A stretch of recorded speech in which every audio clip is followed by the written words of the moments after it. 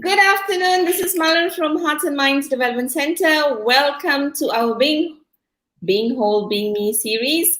So 4th of June, 12 o'clock. Thank you for joining us. I am very, very grateful to John Peter Ganesan. Again, you're the first one to join. Okay, I can't say you're the first one because Alia joined at the same time. Hi, John. How are you? Hope all is good. Great to hear from you. If I haven't thanked you before, thank you for your support and always being here. John Peter Ganesan, all the way from India. Alia, so you got the front seat with Gerald. Okay, Ashok, good morning. Good to see you, Ashok. And for all those who are joining us for the first time, this is Being Whole, Being Me series, where we bring real stories, real people who live their life in a very inspiring way, at least for me, to talk about what matters most. And so if you are joining us for the first time and you don't know Gerald Fernandez, I also don't know him. I have just met him. I was introduced to him by my dear friend Alia Karen. And there was this guy who kept appearing in my classes every other time. So I thought he was stalking me. So I want to check him out. And then when we first met on Zoom, oh my God, he inspired me with his conversation, because it's been a while since I met a dad who is so passionate about being a father. Of course, I've got to know him, and I asked him, so will you tell your story? And he said yes, to his own surprise. So today I am very, very, very grateful to Gerald Fernandez that he has said yes, and he's coming on board now. So put your hands together to welcome my new, good, kind friend, Gerald Fernandez. Hello. Hi, Malar. Hi, everyone. Good afternoon. Whoa. How are you? Good. You're wearing a sari. Yes. I'm glad are you going to dance? Depends. So I decided I should wear a sari because I was too terrified that you might ask me to do a push-up. Otherwise, I was saying, for this a session, I should try and look sporty. But then when I thought about you and the pressure you put me every other day, I thought, let's not take the risk. Okay, Gerald, Naveen Raj says good morning. I think that's your fan club. And Gopalakrishnan says, good morning. Hello. Hi, Mr. Gopalakrishnan. Hey, Vini Ramasamy is here. You don't play, okay?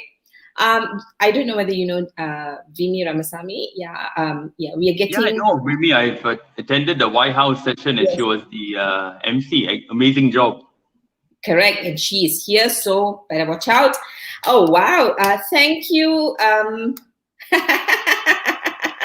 Vimy, don't do this to me. We are friends, okay? Vimy says you can do a push-up with a sari too. Yeah, I agree. I agree with her. You can do a push-up with any attire.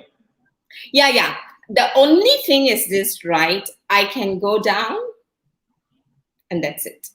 But, we will talk about that. And the next hour you're at my mercy. So behave yourself.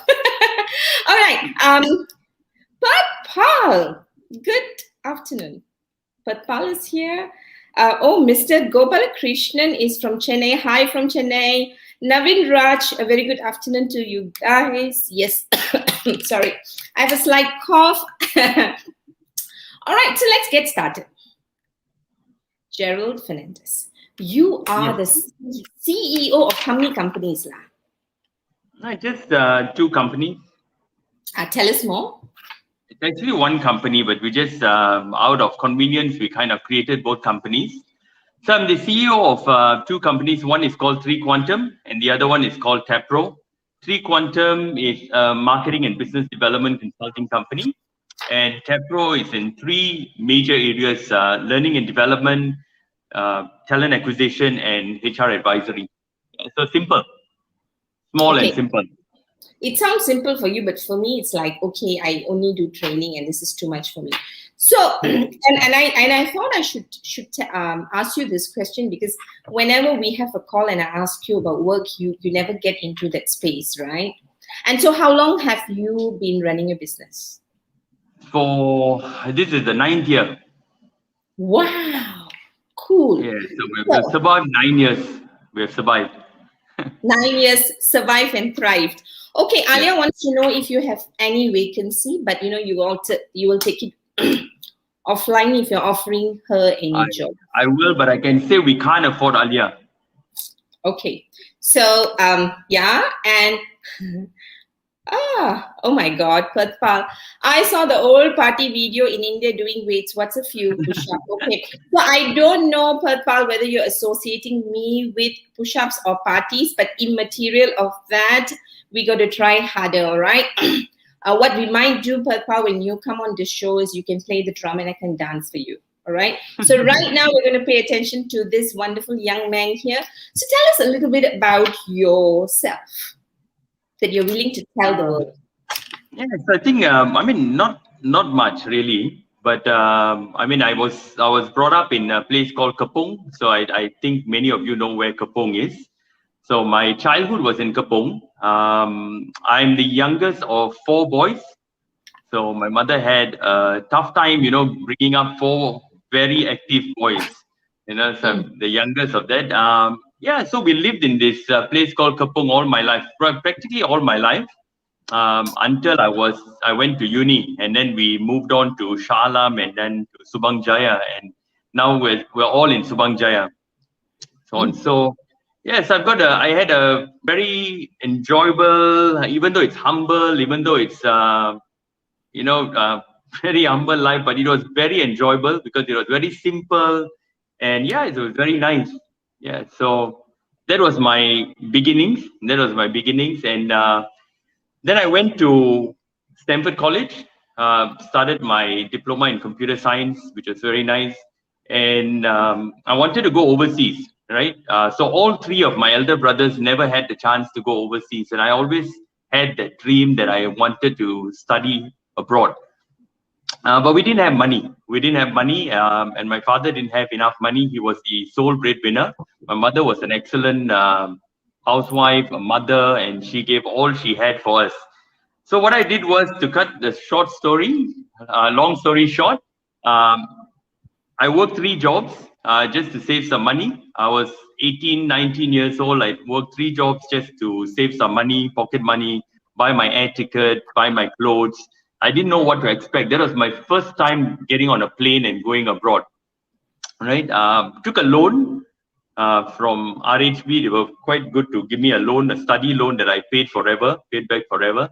So I went to Australia. I studied in Australia in a small town called Geelong at Deakin University. that was one of my best years of my time. I was just there for 1 year, and came back, started work at Health University, and then was with tailors for a while. So my background was always employment has always been in the education sector.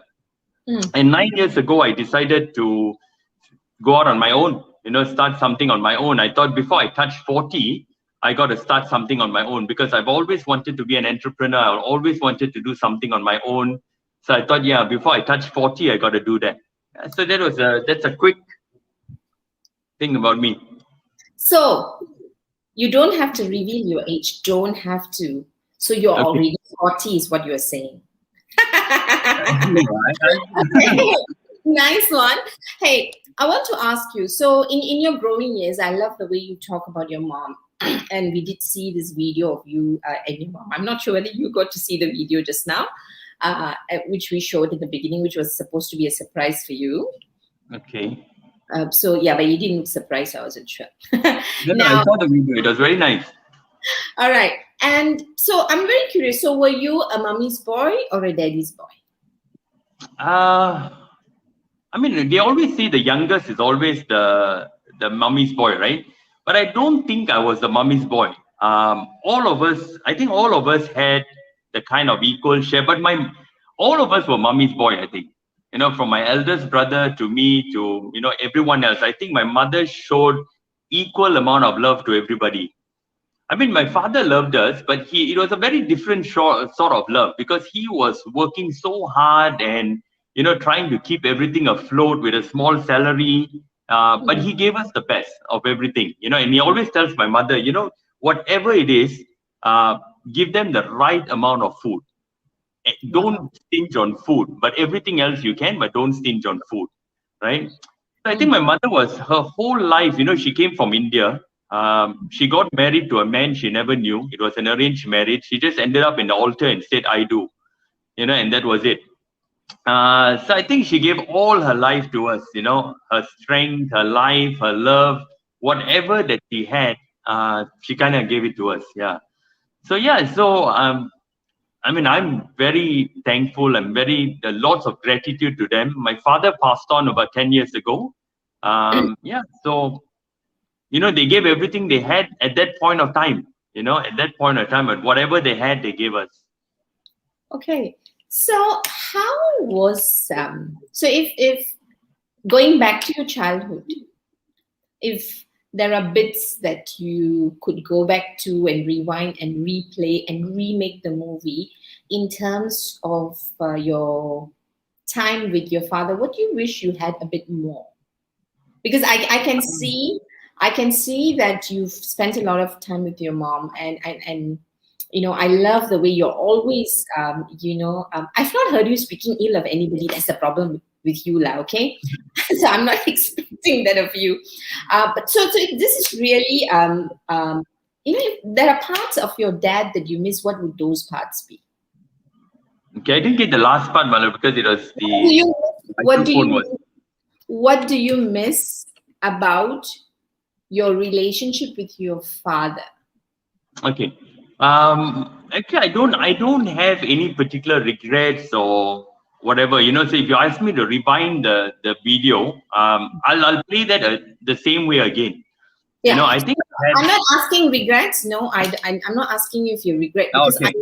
I know. So I won't make the mistake of asking you about regrets, because you have shown me in the very short time we have communicated that you live your life very intentionally every day. That's what I've picked up about you. So I will not ask you. So I'm not asking about regrets. I'm asking about, maybe it's like, your dad did his best, your mom did her best, and all of that, right? And you've turned up so well. And I know you've worked very, very hard to be here, even though you like to make it sound cool, right? Having said that, if there are, as children, we all have fantasies as to, if only I could have had this conversation with my dad. I wish, he was long enough, we could have done this together. These are not regrets. These are desires, right? These are what we want as children, because we'll always be their children. So do you have any of those? I think, I don't. I really don't, because I think I spend a lot of time with my dad and my mom. Whatever time that I could. I always believe that they did the best they could in whatever capacity, and I did the best I could for them in whatever capacity I have. And I'm doing that again. Every day I do that for my mom. So I really don't think so. I had a good relationship with both of them. My dad, 2 months before he passed on, and they always say somehow people know when they are sick and they are going to pass on, right? 2 months before he passed on, I used to spend a lot of time with him. Not He will always call me and say, come and have, because every Saturday he has 2 packs of whiskey, and that's his routine, right? He likes to relax, watch TV. He says, come and join me. And that 2 months was, I think, the closest we got, right? Because he was telling me things about, where is his will, what he wants me to do. So I was wondering, why is he telling me all this? And he was sick. He was sick, but he was not that sick. And he started telling me things that, take care of myself, take care of the family, take care of my mom, those sort of things. And I just listened. I just listened, and I was just joining him for a drink and so on. So that was the closest I think we got, in that 2 months. And he told me everything that he needed to tell me, and so on. Yeah. So what I am getting from you in this conversation is this so far, and we haven't even started, is that you live in the present, you always show up as your best self in relationships that matter. You're very present in this relationship, and which is why, there's nothing to desire or fantasize, because you did everything in the best way you could. And that's why, you seem to also be saying, they also showed up and gave me the best as they could, right? So if there is, so tell me, how did your parents' parenting style influence you? Oh, I think it was very, yeah, if any of you know Kapong, this was in the 70s and 80s. It's a very notorious area, right? With gangsters, gangsterism, bullying, everything is on high, right? It's a place where you don't want to mess with, right? And my father was very strict, was very, very strict, and I think there was a reason why he was very strict with us, because he was very afraid that we would actually get involved with the wrong people, at that point. Probably we never understood that. We always say, yeah, we can't go and play football with this group, we can't do this, we can't do that, right? But when I think back, and this was many years ago when I understood it, right? When I think back, I thought, because of he being strict, and he insisted that my mom shouldn't work. He insisted that she needs to be a housewife, she needs to be a mother at home for us and be with us. And he will do the work and he will bring in the money. And he worked very hard. He leaves home at about 7 because he takes the bus. He comes back only at about 10 o'clock. So I think all the decisions that he made was for us, not to be derailed, not to have bad habits. So we grew up having good habits. We grew up having very little bad habits, really, and I think that is attributed to my parents, really. My father being strict, there was a reason for it. My mother was there all the time for us. And he wanted us to get involved in activities in church which we never understood. Go for this choir, go for this, go for that. And now I understand he wanted us to be occupied and busy because he didn't want us to do foolish things. So I think the upbringing was great. I think they were there for us. There was no YouTube, there was no Malavili telling them about mindset and so on, but they did things that they knew best, right? And yeah, so I truly appreciate that. Okay, by the way, you got my name wrong. It's Malar. Malar, yeah, yes, Malar. Okay, so I'm just loving it. In fact, I feel a bit emotional when you talk about your dad, because we've never had this conversation before. And what I really treasure about the last 1 minute when you spoke about your dad is the fact that not many of us sing praises of fathers who sometimes seem absent, but are dedicating their lives for their family in a very quiet, silent way. And Yeah. that's why this month is so important for us to revisit, those times to celebrate Father's Day, to celebrate you and your craziness with your child, your beautiful daughter. And what I really love, right now is the fact that you have surfaced that story about your dad, because there were so many fathers who left home early, came back late, took on jobs, seem not present for the children. And and women have always been seen as the only ones who are making the sacrifice.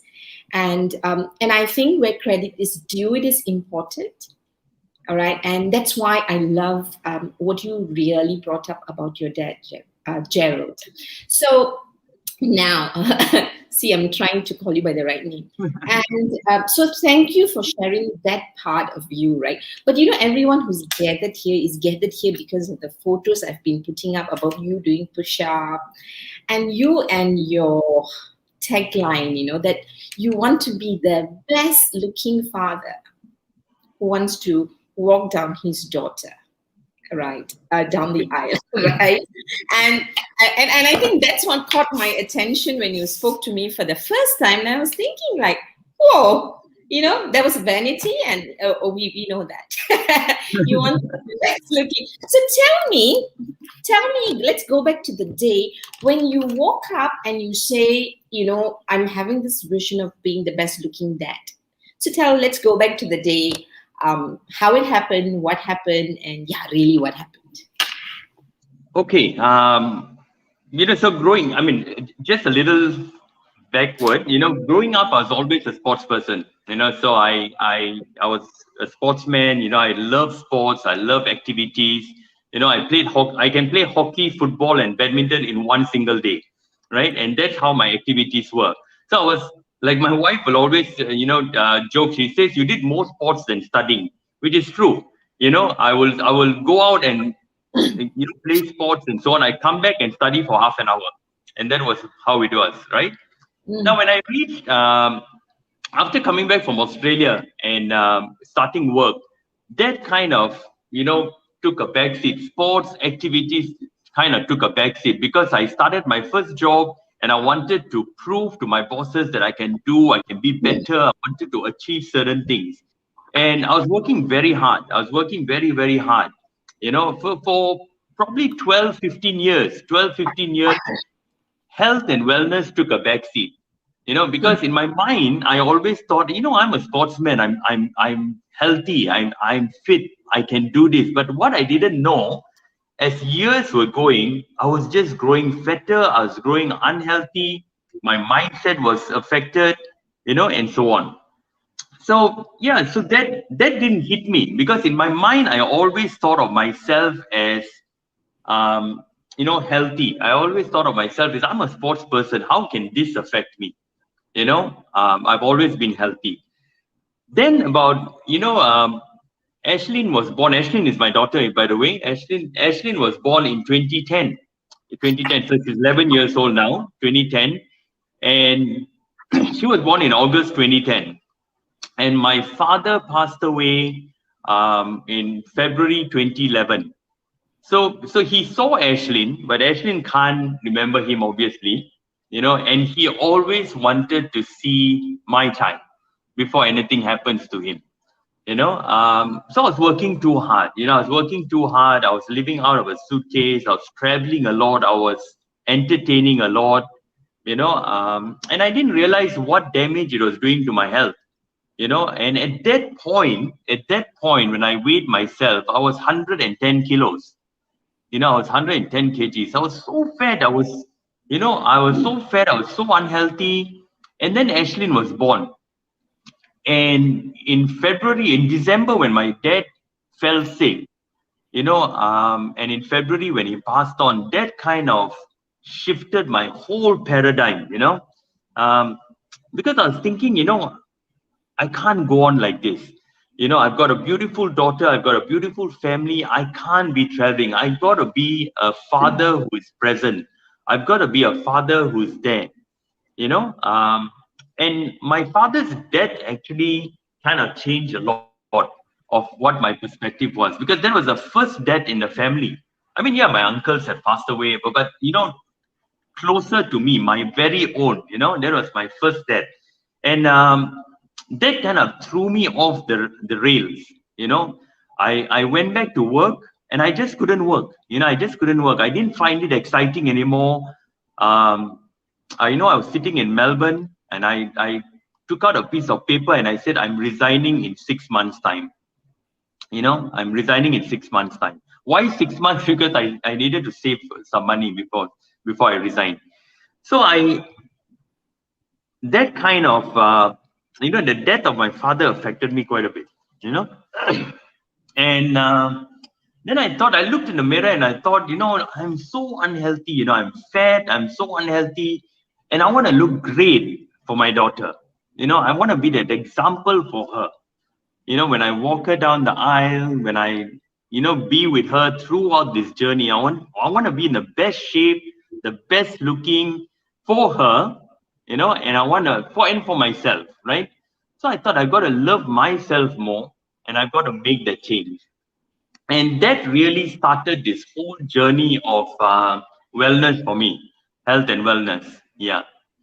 So that was the turning point for me, right? Being overweight, my dad's death, Ashlyn's birth, and of course, I went to have a checkup, and everything was bad. Cholesterol was up. I was in the obesity level. And the doctor told me, you better start doing something, because your stats are not good. So these four elements kind of came together at one point, and made me change and wonder, I've got to make that change. I've got to put my foot down and do that. Yeah. So that's what started, really. Thank you. So I'm just curious, right? Do you remember at the transition point when you were making that decision, right? Or writing down your resignation letter? What feelings were you experiencing at that time? Mixed feelings, mixed feelings, because at one point I was thinking, it's a really good job, right? It's a regional job. It's a good job. It pays me well. It takes care of the family. What am I going to do after this? So the mixed feelings that I had, but at the same time, I always wanted to go out on my own. And I thought, if I don't do this, I'm gonna put myself 6 feet under, right? If I don't do this, if I don't make this change, I've got to get my health back on track. I've got to start something on my own, and I always wanted to do this. So there's really mixed feelings. I won't say that I was happy, or, it was the best time of my life or whatever, but really mixed feelings. And I didn't tell my wife that I resigned. I didn't tell her that I put in my resignation. About 2 weeks before I actually stopped work, that's when I told her. After After I resigned, 2 weeks before I actually left the job, then Okay. we were in the car, and I told her, I want to move on, and I resigned. I resigned. So she kind of fell off the chair and said, "What? You resigned? What you going to do?" And I said, "I don't know what I'm going to do. But I know it's something that I want to go out on my own, and I'm going to take this risk, and I'm going to do it. But the first thing I want to do is to get my health back on track." Okay. Yeah, and so that's what I did. Tell us a little bit about Nisha's reaction, because I think there are many women listening in, and we could do with some help. Yeah, we were actually on the way for a wedding, so we were all dressed up and all that. And then I said, I actually resigned, from this job. She just looked at me, and I was driving. She said, "What? When did you resign?" I said, 3 months ago, because I had to give 3 months notice. She said, "Why didn't you tell me?" I said, "I didn't want to tell you, and I didn't want to tell anybody, because I didn't want anyone to influence the way that I think. And I didn't want any information to come in my mind, because I was very clear that this is what I needed to do. And I was very clear that this is what I want to do. And normally when I do things like this, I kind of think like about 1,000 times. I pray for it. I pray for it, and I sit down and I think, okay, is this what I really need to do? So I told her, but she was very good. She said, yeah, don't worry, because I always know that whatever decision you take, it's the right decision, and then she will support me. Yeah. So she was very supportive. Very supportive, and yeah, we started this journey. Nice. Nisha, Yeah. I hope you're watching. If you're watching, finally. So yes, thanks for supporting Gerald, that we have him now. And Ashleen, thank you for coming into the world at the right time, because we have Daddy here. Right. So I just want to spend a bit of time before I dig into more of your wisdom.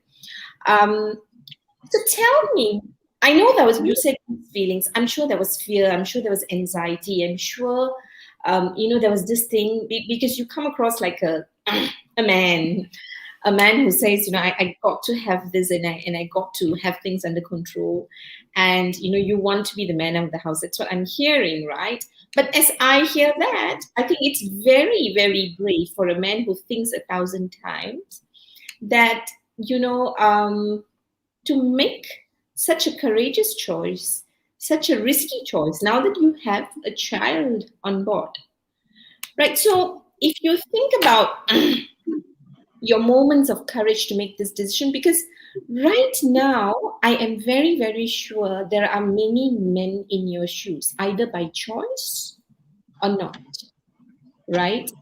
Yeah.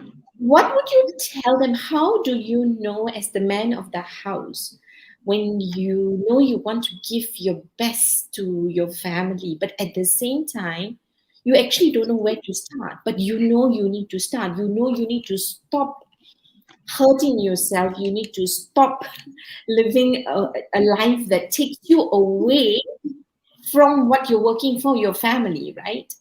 I mean, it's an irony. You go out there and work because you want to provide for your loved ones, but the same thing takes you away, right? And for men, I think it's a lot more difficult because you expected to do that. So that's like a really difficult wrestle, right? How did you find it? Find that space in your heart to know, you know what? This is the right thing and I'm going to do it. Because that was clear when you say, I didn't want to talk to anybody because I didn't want anyone to change my mind. So you extremely grounded, clear. So tell me, how do you know when you're making that sort of a decision? I actually don't know, but I kind of think really well. To be very honest, I won't lie. There was fear, there was happiness, there was scared, so that mixed feeling, right? Of Mm. not knowing what to do. But I've always been this way. I've always been this way. When I was 17, 18 years old, I had 3 jobs that I had to do. Nobody told me that I had to do it. I even my parents didn't know I was doing 3 jobs. But I wanted to do it because I had a purpose of doing it. And the thing that I always say is my why, WHY, my why is very strong when I want to do something. And I always think, what's the why? Why am I doing this? What am I doing? So even when I resigned, from a really comfortable job, good salary, I knew it will probably be tough to get back to that momentum, to get back to that salary. But my why was stronger because I didn't want to work so hard and be an absent father and probably die at a very young age, not taking care of my health. I wanted to be there for my family. But at the same time, I know money is important, right? Everybody needs to earn money. Everybody needs to do something, right? And I always believe each one of us is intelligent in our own way. Each one of us have that capabilities, that skill that we need to do that. And that's what I did. I kind of dig deep down and kind of thought, okay, what's the skill that I have? What's the capabilities I have? What's the network that I have? And I kind of charted that pathway for myself, and started 3 Quantum with my business partner, Amy, and so on, and then it just flew from there. Yes, I won't lie, there's ups and downs with businesses like all of us, right? But we are so passionate in what we do, and I'm so certain of many things that that we can achieve. So I think the certainty in my mind, I think all that came together and made me make this decision. So you have actually introduced us to two big very words. So for those who want to like understand more of his processes, right? He's just described Simon Sinek's why, which is why I do what I do, the finding meaning and purpose in life. And I think you've also described and defined finding your ikigai, right? Because what you said was, I thought about my skills and capabilities, and what I'm passionate about. And definitely what I really love, which was the additional thing that you're saying that men are generally good at, is, how do I network? How do I get my resources together, right? So that it will move me forward in this journey, right? So I think that's brilliant. So if there is one nugget that you would give to other fathers who are contemplating that they need to lead simpler lives, and because there would, when you transition from employment to being an entrepreneur, you don't make money immediately, right? It takes a while, yeah. Yes. And that's quite scary, because the first 12 months you really won't know whether you've made the right choice unless you had planned it for a long time. So for the men and women who are out there and they have this great desire in their heart to start their own business, and they know that's the right thing, especially because it gives us back our time with our family, right? Yeah. And so what advice would you give them? I think you just got to take the risk. We can never know what will happen. Just take the risk, and that's what I told in my mind. Take that risk. If it fails, it fails, right? Yeah, I can always go back to full-time employment because I'm smart, I'm intelligent, I've got the experience, I've got the network. If I go out there and I fail in this journey of mine of being an entrepreneur, just go back to work. So I've always kind of taken risk, calculated risk. And what you said was right. For the first 6 months when we started the company, we didn't have a single contract or work to do. Amy and I were just sitting and having coffee and thinking what to do. And then the 6th month hit us because our savings were going down and it was almost becoming zero. And on the 7th month, our first client came in, a UK-based client, and that client kind of gave us a lifeline. And then things started rolling after that. People started believing in us. People started talking to us. So my one advice is take the risk. Take that risk. If you have it in you, take that risk and go out there and try. If you don't try, you will never know. If you fail, that's okay. Let that be a lesson. That you have failed and you're just moving on. It just makes you stronger, and it just makes you go. So that's my one advice. Don't be scared of failure, and don't be scared to take that risk. Thank you. Looks like I haven't met you before. I feel I'm meeting a whole new person today. Okay, so here comes the soalan cepu emas daripada Cik Aliyah Karen. She says, how were you feeling mentally and emotionally? She said it's a follow-up question to mine. So she wants to know what were you feeling besides the bits that you've told about, taking a risk, just try, don't be afraid of failure. And I really love the fact that you anchored back that, what's the worst that will happen? It won't happen. And if it doesn't happen, I have enough skills and belief in myself to make the choice to go back to employment. So I love your confidence, because you were not getting into it because you're not good. You know you're good. Yeah. Right. And that's what a lot of us don't realize, right? When you're doing well in material, whether we are in business or we are employed, if you give your best self, those skills will never fail to pick you up, whatever may, right? And which Correct. is why I agree. it's so important that we live our best lives, right? And that's exactly what you've actually shown us. But having said that, you better answer Alia's question. She said, how were you feeling mentally and emotionally? Because I have a couple of questions lined up for you.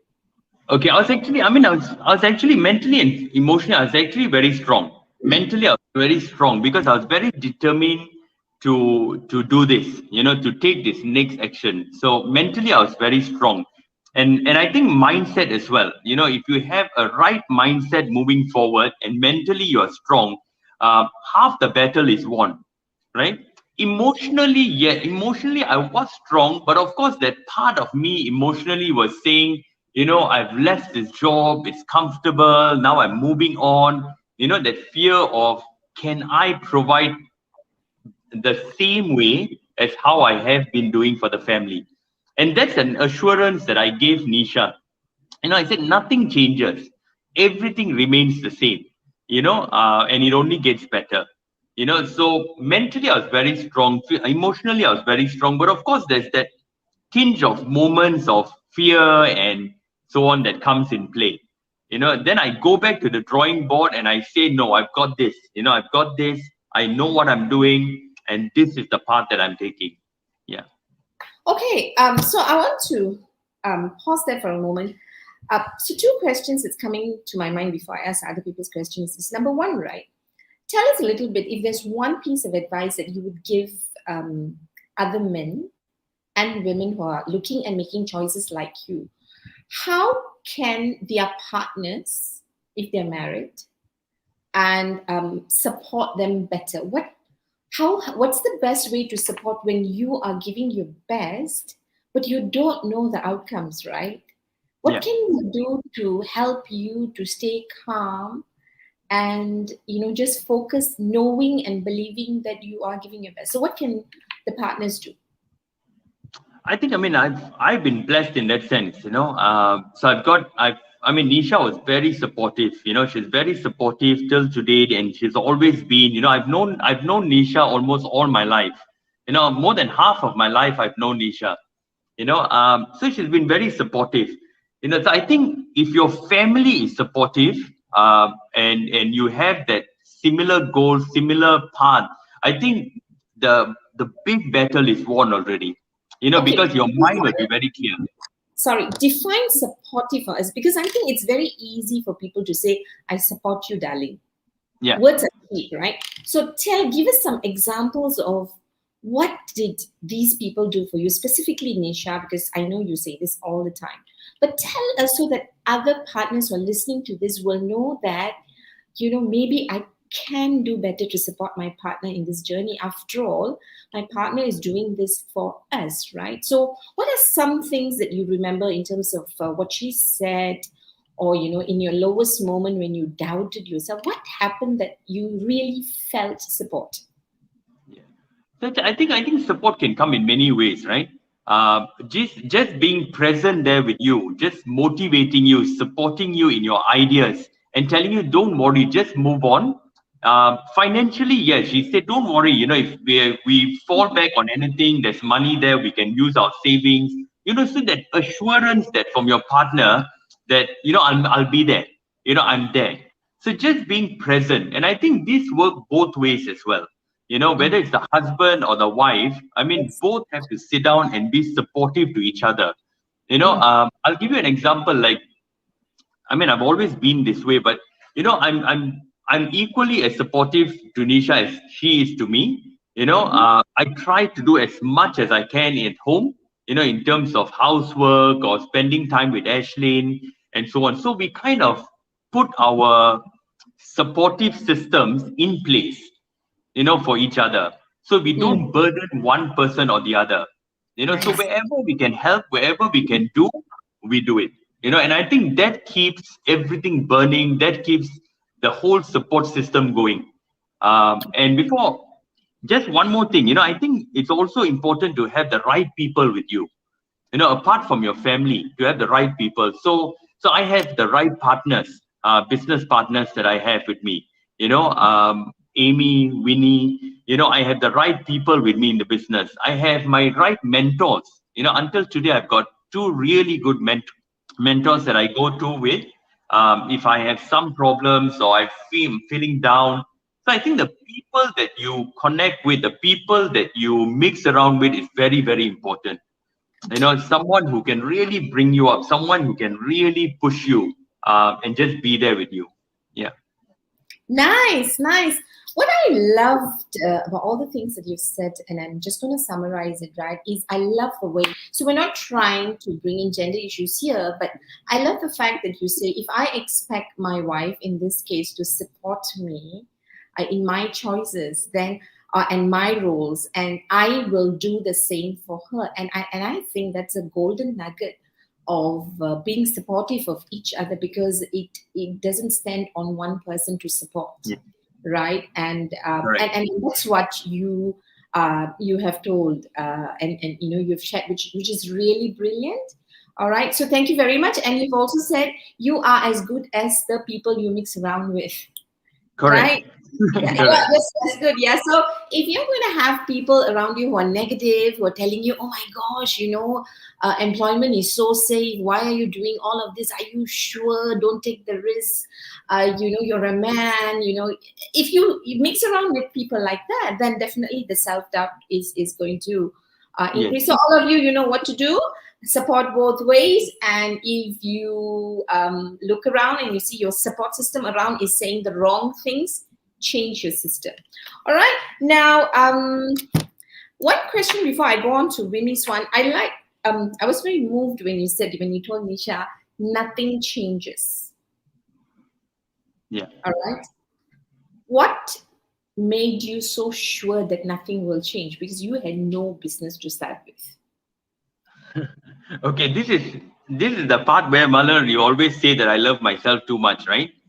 And yeah, true. I love myself. I love myself. I love people around me. But because I love myself and I know myself, each of us know ourselves the best, right? What's our capability and what we can do. And I was very sure because I knew that I had that in me. I knew I have these capabilities in me. I've got the intelligence. I've got what it takes to make it work. And because I was so confident and my mindset was right, I was, I'm confident enough to tell Nisha nothing changes, right? Nothing changes. Everything remains the same. Our lifestyle remains the same. That's it. You were So I sure, think very that, confident. sorry, You're very sure. You were very sure of yourself. I was very sure of myself. I was very Okay. sure of myself. So Yeah. I'm going to just ask you to pause there, Yeah. and I'm going to ask you, right? If you knew that you won't be able to give her that assurance that everything will be the same, lifestyle wise, Right. would you still have taken the risk? Yes, I would Why? have. Why? Because I was very determined and I kind of, I told you I thought about it 100 times, 1,000 times, right? And this is the path that I want to take. And I was very sure of that, and I will still take that path. I will still take that risk and I will still do it. Thank you. Yeah. Now, the reason I wanted to drill down to that is that I think a lot of people think when they want to get into entrepreneurship that things need to be sure. I think the only surety we have is our belief in ourselves Yeah. and in the support. We are sure of our whys and our intentions and our abilities, but we are never sure of the outcome, right? Like what's happening right now, right? And I think Correct. it's really important. Yeah, so I thought, it's really important for us to know that sometimes you are going to cut down on your lifestyle. But I think that the bit that we need to know is that, we're doing this for our common interest, common good, for the family. Yeah. So, you really want to choose your battles and your choices and consequences well. So, thank you, Gerard. Now, going to Dr. Vimi's question, and I'm rushing a little bit here because I've got 3 more questions in rapid fire, right? We are already at 12:52. Now, she's asking, what did he need to let go that was difficult during this transition? What I needed to let go during the transition. Yes. Um, I think I needed to let go. Let me think about it. Yeah, that's a good question. Um, Alia, keep it. Oh, no, Dr. Vimi, thank you very much because he's finally pausing to think. I think I had to let go quite in terms of the expenditure, right? I needed to kind of cut down a lot in terms of thinking, okay, now where can I save? Where can I not spend? How do I do it? I mean, when I was employed, obviously, we travel business class, we enjoy that life, right? Because on a monthly basis that money is going to come in and you can afford to spend that, right? But now it's different. Now it's different. If I don't work, I'm not going to make money. If I don't do something, I'm not going to do it. So I kind of had to curb my lifestyle a little bit. I had to do that in terms of wanting to move forward. So yeah, so simple things, right? Now that I run my own business, I'm not going to travel business class. I'll try to save money from that, have the best fare of the day, things like that. So yeah, so I think that was it. It wasn't difficult in terms of transition for me, because I've already put it in my mind that this is what's going to happen. And Right. this is what I'm going to expect doing, so it wasn't really very difficult for me to cut down this sort of thing. So what I'm hearing is that while you're sure you're a visionary, you're clear about what you want, but at the same time, you put you do your maths and you're very practical about things, very pragmatic about things, Yes, which correct. yeah. So that's where your confidence comes. It's not just something that you dream of. Now, how did you feel honestly? Okay, so Alia is asking honestly. Answer this, okay? Uh, how did honestly? What you needed to give up so much to resign? So how did you feel when you had to give up all of this so-called luxuries that just came with your job? Right? How did you feel? Like I said, mixed feelings, right? But I think the feeling of um, I was calm, like I was. It was like something big taken off my shoulder. Something big taken off my shoulder. The responsibility of traveling and not being with my family and not taking care of my health. So that kind of taken off my shoulder. So I was kind of relieved in that sense. It's kind of relieved because I'm going to start a new path. I'm going to start a new life in that sense.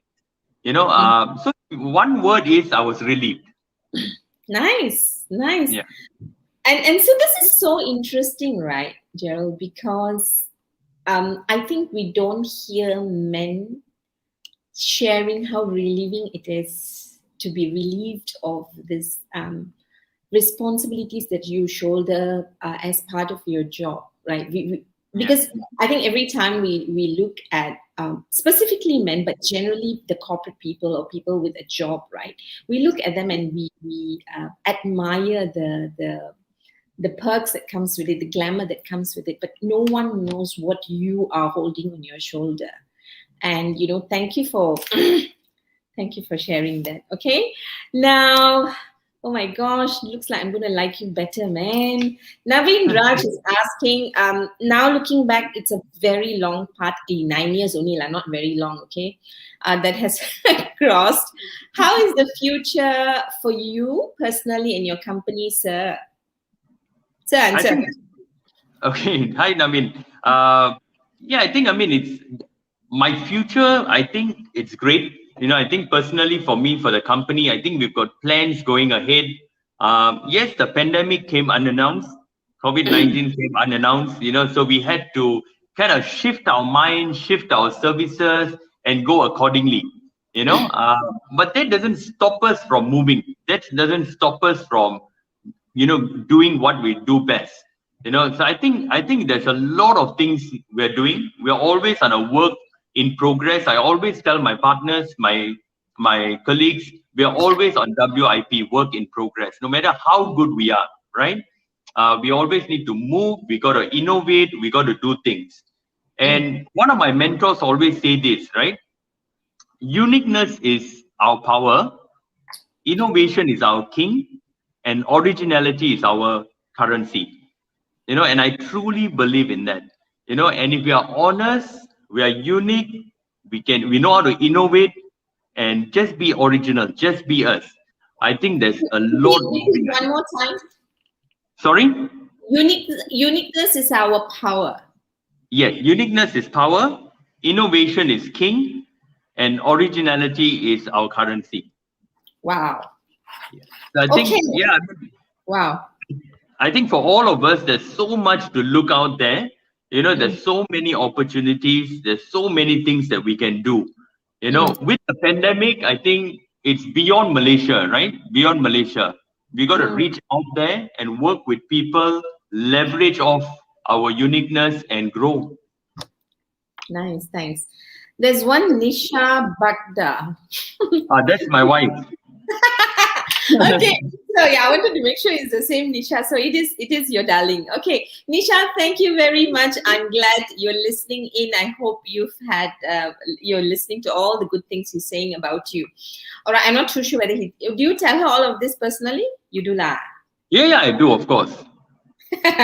Thank you. Now, so Gerald, we only have like really 5 minutes to get the golden nuggets of why we met, right? So I think you're just obsessed with yourself, like your good looks, your body, because you exercise like nobody's business, and you're so particular about nutrition. So tell me three things that you would ask people to think about today, all right, that you've got as gifts, right, because of the choices that you've made in the last 9 years. So three of my advice, right, of what people should do, or okay, Yeah, I yeah. mean, everybody is different, lah, right? Everybody is different. Different things drive different people, right? I'm not a certified health instructor or whatever. That's a disclaimer, But for me personally, I wanted to make that change. So eating healthy, having good nutrition, that exercising was very important for me because that was part of getting my health back on track. Mm. So for me, really, I mean, it's prayers, it's food, it's exercise, it's having good sleep, breathing well every day. Some people take breathing for granted, but I think it's so important. Water, 72% of our body consists of water. That's how important water is. And if you looked at some research, water has memory now, so that's for another conversation. But yeah, supplements. Yeah, so I like to live the healthy life. I like to live the right life according to me. And I look at many people that do many things in life that is good, and I emulate them. It's not just me doing it. I listen to a lot of people, on YouTube, on resources, on research, and I emulate what is good. So Okay. sometimes Ashlyn tells me, when mommy cooks something, she'll say, oh, this is not good, lah. You like it, daddy. Then I say, yeah, anything that's healthy, I like. Anything that's good for the body, I will eat. Yeah, so I exercise every day, sometimes twice a day, and I love it. It's become a passion for me. Wellness and health has become a passion for me, and I totally, totally love it. I mean, I know you love it. Okay, so let's very quickly take some juices out of you in terms of your wellness, right? Because I know that you're very passionate. You agreed to do this talk because you wanted to give voice to the importance of well-being and wellness, Yeah. right? And so, what is the voice? What does the voice want to tell the people who are listening in about wellness and why it's important? What would you like to leave people with? I think take charge of your life. Don't wait until something is too late. I've seen that happen to too many people. Where they wait and wait and wait. Take charge of your life. I mean, when I started this journey, it has given me tremendous positivities. My mind works a lot better. My physique is a lot better. I think better. So you're just making little tweaks or little changes in your life. You don't have to work out a lot, right? I just spend 30 minutes of workout a day, and that's it. On days that I'm very tired, I only do a 3 minutes exercise. Believe me, it's just 3 minutes, and it just kind of puts a lot of things. Now it depends on what your why is. Again, what is your strong why? Mm, So my advice is really, make some changes, tweak some changes, go for walks, do your 10,000 steps. That's good. Breathe properly, eat proper food. Don't eat, processed packaged foods. Just do the normal things. It's not expensive to live healthily. It's not expensive to live well. You don't need expensive trainers. You don't need expensive equipments. I don't use any equipments at all. I just use my body weight, which was very heavy before and now not so heavy, right? Yeah. So don't Do think it's you, expensive to live healthy. sorry, do you have a personal trainer or a coach? I used to have, because I was not, I didn't know anything about nutrition. I didn't know about anything about food. So I had to do that. When I resigned, I kind of went into a program with a coach to teach me about food and nutrition. Mm. I went there, and then I joined boot camps because I didn't know how to exercise well. My form was wrong. Even to do a push-up, I was doing it wrongly. So I think it's important to go through certain lessons and to have the right platform for you to learn what you need to learn.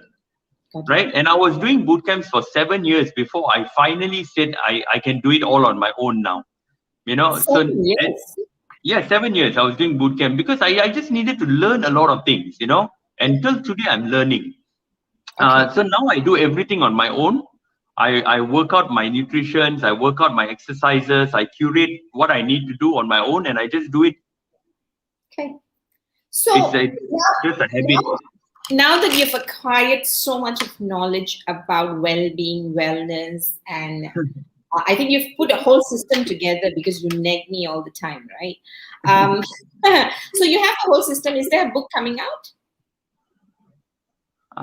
No, I don't think I have enough, right? I don't think if I have enough information yet, I don't know. No, a book is not coming out. A book is not coming out. I'm still Yet. learning, Yet. yet. Yet. But there's a lot to do, there's a lot to do. But I think for everyone, the biggest thing is for you to start. Okay. That's the most difficult. You got to kickstart it, and automatically you'll just do it. Nice. So yeah, so it's not expensive. It's not expensive. People think it's expensive to be healthy. It's not. You're going to spend a lot more money if you have to do a bypass, or if you are ill. If you get sick, you're going to spend a lot more money. So be very careful. Thank you. Thank you. Two people are echoing you. Purpa just say, as they say, if you think health is expensive, try illness. One LinkedIn user, I suspect this is either Christiana Johnson or Mangesh, because they always have this problem, their names don't appear, is saying, what I'm hearing is if your why is stronger than your will, impossible is nothing.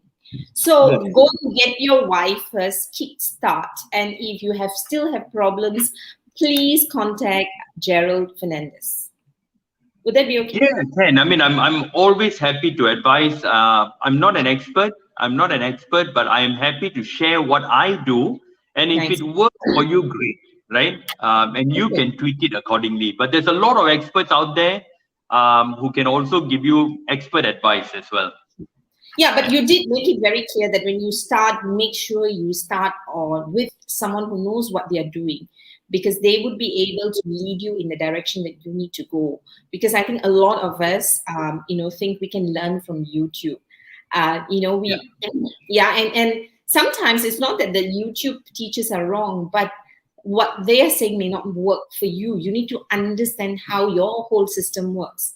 Right. So the idea of finding the right teacher is to understand how you work, help you understand how your whole system works, and then you are ready to be independent.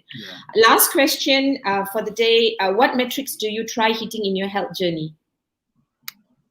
For me, it's just, I'm not doing it to build big muscles or be a bodybuilder or whatever. Obviously my first metrics was to lose the weight. I wanted to lose the weight, so that kind of worked on it. Secondly, I wanted to, I love eating meat, right? I love eating meat. I used to love eating meat, but I kind of changed that, and I still do eat meat, but I eat a lot more fruits and vegetables and everything else. So I think for me, it's just my metrics is to live healthy. To live healthy, keep the weight at bay. Have enough nutrition and have the right supplements. So really not in terms of building muscles or developing abs and so on, but just to live healthily. Yeah. Okay, nice, thank you. So it's really your why, because your why is to be healthy, and Nimala is probably going to ask her husband watch this video. But that's it. For any other questions, it's put in the chat box. Keep it coming so that Gerald can answer it after the program. Yeah. So we're going to end shortly. Are you ready for your rapid fire? Yeah. Yes. Go ahead. Go for it.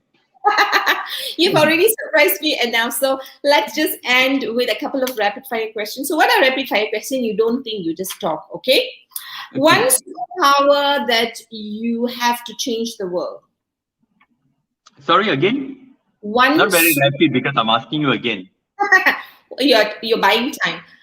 One superpower that you have to change the world. Uniqueness. Nice. And the uniqueness is? Just being me. Just being unique. Myself. Just being me. Just being me. That's why you are in the session called Being Whole, Being Me. All right. When you feel whole, finish the sentence. When I feel whole. I feel loved. As a father, being whole means? Being the best. A father is a gift to the world because? Because they complement what a mother does. A father should never Be absent. A father leads. Sorry, a father? Leads. A father leads with the mother. Okay. The one pain a father doesn't share. One pain a father doesn't share. Probably it's the. I mean, personally for me, the one pain that I don't share is if I'm down, if I'm have problems, I'll try to handle it on my own. I don't want to put that burden on my family because I don't want them to be in pain. So if I can handle it, I'll just go ahead and do it. Nice. Woof. And a father's journey is complete when? When your family is happy. When I walk down my daughter down the aisle, the one thing I will tell her. I love you. Oh, thank you, Gerald Fernandez. I love you too. Thank you so much for this friendship. Thank you so much for just being so authentic, down to earth, and honest. I mean, we've spoken a few times, I think, but today is a new day for me in knowing you, I must say. Love you even more, respect you even much deeper in the way I've experienced our friendship. But most importantly, thank you very much for coming out of your very private comfort zone to share your story, to share your aspiration with the world, because I know that you are contributing to my why. Because one of the questions, and I think I've shared this with you, a lot of people are asking me, Malin, why are you doing Being Whole, Being Me? What is the business agenda, right? And I do Being Whole, Being Me because I think this is my contribution, and this fulfills me. It gives me a lot of joy. I mean, I get to wear sari and get a lot of compliments. but beyond that, I think we need to listen to what I will call real stories from real people like you. But we need real people like you to be courageous, to share a very personal part of their life with us. And for that, I'm grateful. I'm going to just wish you all the best. Stay blessed. God bless you. Any last part of advice for the people who are listening to you, Gerald?